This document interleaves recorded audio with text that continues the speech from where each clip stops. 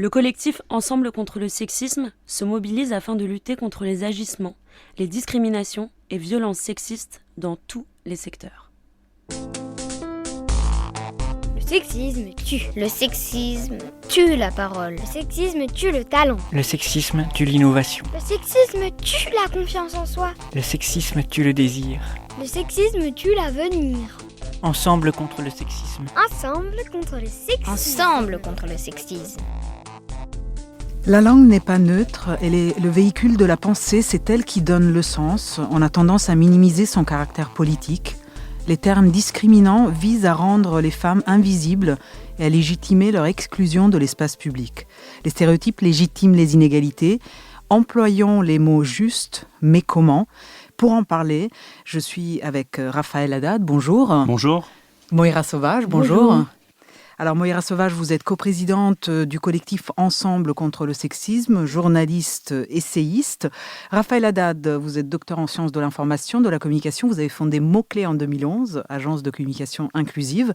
Vous êtes le référent de l'écriture égalitaire en France et le premier à avoir conçu le manuel de l'écriture inclusive. C'est bien ça ?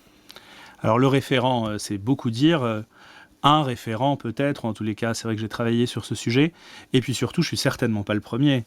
Cette pratique, l'écriture inclusive, est une pratique qui, d'abord sur laquelle il y a beaucoup de recherches depuis les années 70, mais puis surtout dont on retrouve des traces, c'est-à-dire le sentiment que par la langue se produisent, s'entretiennent ou se combattent des inégalités déjà depuis plusieurs siècles. On a beaucoup d'expressions à ce sujet dès le XVIIe siècle, XVIIIe siècle, XIXe siècle.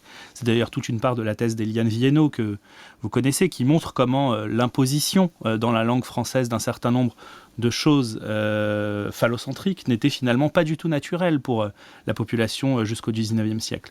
Donc non, je suis certainement pas le premier sur ce sujet. Pas le premier. Alors, on vient d'évoquer la thématique de la langue. Donc pourquoi dit-on que la langue peut être sexiste ? Comment donc cette langue française l'est-elle ?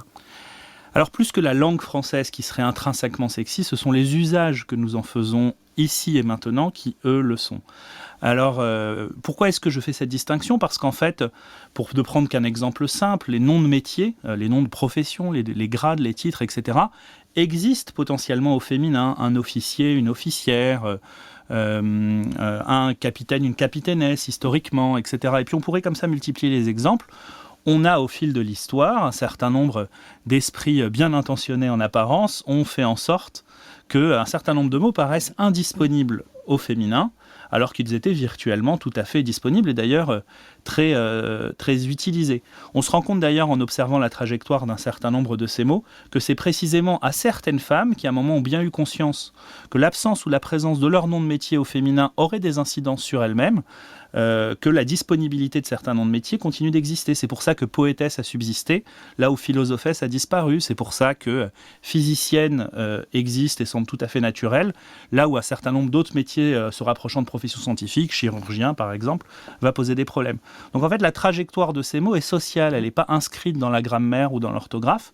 Et précisément, l'enjeu aujourd'hui, c'est de faire en sorte qu'un certain nombre d'usages qui réinscrivent la féminisation dans la langue soit banalisé. Donc, on peut dire que le langage est une mise en mots de nos représentations mentales. Alors, que le langage français dit-il aujourd'hui sur les femmes ? Eh bien, on a maintenant une armature dans la langue, même si cette armature est en train d'être remise en question depuis quelques années de manière importante et que donc ça évolue vite, qui invisibilise les femmes. Je parlais à l'instant des noms de métiers. On a évidemment cette règle incroyable, le masculin l'emporte sur le féminin dans les accords en genre, et puis le masculin vaut neutre. Finalement, un ensemble de conventions, de règles qui font que les seuls cas où on utilisera du féminin sont les cas où des femmes, expressément des femmes, exclusivement des femmes, sont référencées dans un discours. Dans toutes les autres hypothèses, si ce n'est pas que des femmes, ce sera un masculin. Si on ne sait pas trop, ce sera un masculin, etc. Et donc cette relégation-là, cette invisibilisation-là des femmes dans la langue, bien sûr qu'elle entretient un inconfort social pour des femmes qui occupent des positions où à un moment, l'absence ou la présence d'un certain nombre de mots participe de leur légitimité sociale. Moira Sauvage, vous souhaitiez rebondir. Oui, parce que j'ai été toujours très choquée que, par exemple, directrice d'école, directrice de maternelle, directrice de, des choses pas très importantes, qui s'occupent de la famille, des enfants, là on met le féminin. La même femme, si elle devient directrice d'une grande entreprise, on va mettre directeur. Madame Trucmuche, directeur. Il y a un problème. Ce que dit la langue, c'est que dès que ça devient sérieux, dès que ça monte dans la hiérarchie, c'est le masculin qui l'emporte naturellement. Et je voulais aussi parler de l'expression droit de l'homme. J'ai beaucoup travaillé avec Amnesty International. On a essayé pendant des années à faire changer l'expression droit de l'homme par droits humains. Comme en anglais c'est human rights, en espagnol derechos humanos, dans beaucoup de langues il n'y a eu aucun problème. Et au Canada ils disent les droits de la personne humaine. Nous, en France, moi en tant que femme, quand j'entends dire droit de l'homme, je me dis mais on est où nous ? Alors, dans le traitement des violences, comment le choix des mots influence-t-il l'image que nous allons avoir des faits ? On a eu un grand débat cette année autour du mot féminicide, évidemment.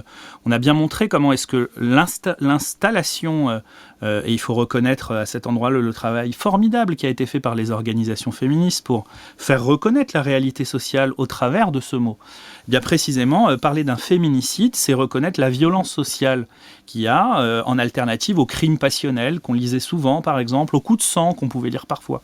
Je lisais encore récemment dans la presse, au sujet de toute la polémique avec Gabriel Matzneff, un titre qui m'a laissé pantois, qui était une de ses ex-conquêtes règle ses comptes avec Gabriel Matzneff.